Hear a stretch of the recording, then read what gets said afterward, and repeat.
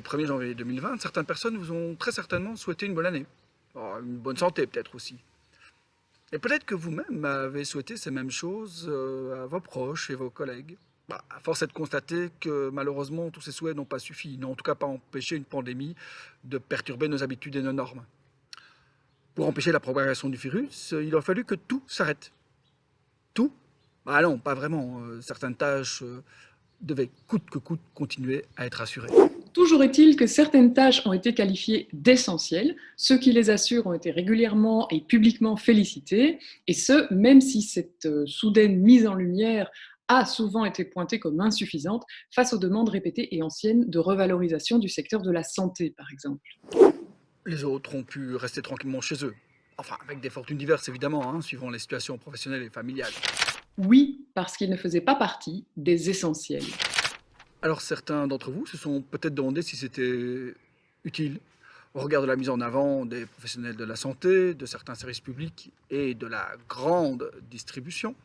Bah, nos tâches quotidiennes et professionnelles nous ont semblé peut-être perdre un peu de leur sens. Au Stix, nous avons, dans la première semaine de confinement, organisé des entretiens individuels et des groupes de travail via Zoom pour permettre aux travailleurs du secteur associatif, et notamment celui d'éducation permanente, de faire un premier bilan de la situation autour de questions comme quels sont les défis que vous avez dû relever, quelles sont les difficultés auxquelles vous avez dû faire face, mais aussi quelles sont les solutions que vous avez déjà pu mettre en place. Au cours d'un de ces groupes de travail, nous avons discuté avec la coordinatrice d'une association qui était particulièrement touchée par la crise sanitaire, puisque le cœur de son activité consistait en des prestations artistiques et sociales en milieu hospitalier. C'était donc plus du tout possible. Or, elle se posait cette question qui a beaucoup nourri notre démarche, est-ce que ce n'est pas justement dans ces moments-là que l'inutile est le plus indispensable? Ce qui nous amène à cette autre question, qu'est-ce qu'une fonction utile dans une société, qu'est-ce qu'un secteur essentiel, au-delà même de la crise que nous venons de traverser et dont nous expérimenterons certainement encore les conséquences. Le STIX est une association reconnue en éducation permanente. L'éducation permanente n'est pas liée à la mise à l'emploi. Certaines personnes peuvent participer à des formations ou à des animations en éducation permanente pendant des années sans que jamais cette démarche-là ne débouche sur une formation qualifiante ou un emploi rémunéré. Alors, est-ce que ça revient à dire que ce secteur n'est pas essentiel? Face aux secousses que la crise sanitaire a imposées au secteur, mais aussi en prenant conscience, notamment au travers des réseaux sociaux, du besoin de penser la crise, ses causes et ses effets, bah, nous avons souhaité valoriser l'éducation permanente et revenir sur ses fondamentaux. On a eu envie d'interviewer des acteurs expérimentés du secteur de l'éducation permanente, d'anciens formateurs, des inspecteurs, analystes, et de les interroger au départ de la situation exceptionnelle que vivait le secteur, mais aussi plus généralement du sens que pouvait prendre l'éducation permanente dans le monde d'aujourd'hui et de demain. Bah, ce projet, nous l'avons appelé Mémoire fraîche. Et il s'est matérialisé par une série de vidéos qui seront diffusées progressivement sur les réseaux sociaux. Notre objectif avec ce projet était double. D'une part, alors que les individus étaient séparés, professionnels, publics bénéficiaires, nous voulons créer un sentiment de solidarité, partager ces réflexions avec l'ensemble du secteur de l'éducation permanente pour créer un sentiment de solidarité et aussi partager ces réflexions avec toutes les personnes qui s'intéressent au sujet. D'autre part, et à plus long terme, nous souhaitons lancer une réflexion générale à des fins informatives et plus tard de formation, suite à une période qui, comme on le disait, a questionné le caractère essentiel ou moins essentiel de différents secteurs et activités. Par ailleurs, le secteur de l'éducation permanente, comme d'autres segments du monde associatif belge francophone, est parfois touché par un turnover assez important du personnel, ce qui peut avoir pour conséquence de fragiliser les mécanismes de transmission de la mémoire professionnelle. Donc c'est aussi dans l'objectif de fluidifier cette transmission que le projet Mémoire fraîche est né. Alors, il y a deux expressions qui coexistent souvent quand on aborde le sujet. L'éducation permanente d'une part et l'éducation populaire d'autre part. Vous allez entendre que de nombreuses personnes, parmi celles que nous avons interviewées, utilisent ces deux expressions tour à tour. Alors, comment peut-on définir et distinguer ces deux notions? Dans les actes de la journée d'éducation permanente du 17 juin 2011, on trouve en cherchant un peu cette définition de l'éducation populaire de la part d'un des intervenants invités.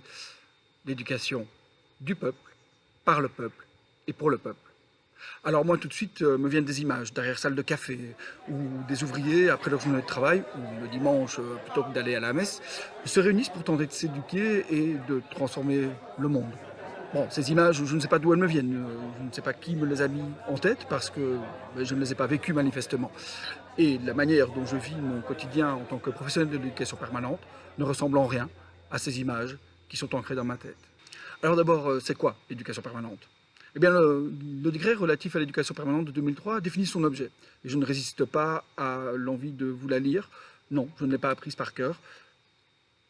L'analyse critique de la société, la stimulation d'initiatives démocratiques et collectives, le développement de la citoyenneté active et l'exercice des droits sociaux, culturels, environnementaux et économiques dans une perspective d'émancipation individuelle et collective des publics en privilégiant la participation active des publics visés et l'expression culturelle. Plus simplement, les objectifs de l'éducation permanente peuvent se résumer en quelques points principaux. Le décret soutient les associations qui favorisent et développent, essentiellement chez un public d'adultes, la prise de conscience et une connaissance critique des réalités de la société, des capacités d'analyse, de choix, d'action, d'évaluation, et une attitude de responsabilité et de participation active à la vie sociale, économique, culturelle et politique. Actuellement, sur le territoire de la Fédération Wallonie-Bruxelles, on compte environ 280 associations reconnues en éducation permanente, ce qui correspond à peu près à 2300 travailleurs équivalents temps plein. L'éducation permanente concerne l'ensemble des citoyens. Mais une attention particulière est censée être portée à des publics défavorisés sur le plan socioculturel.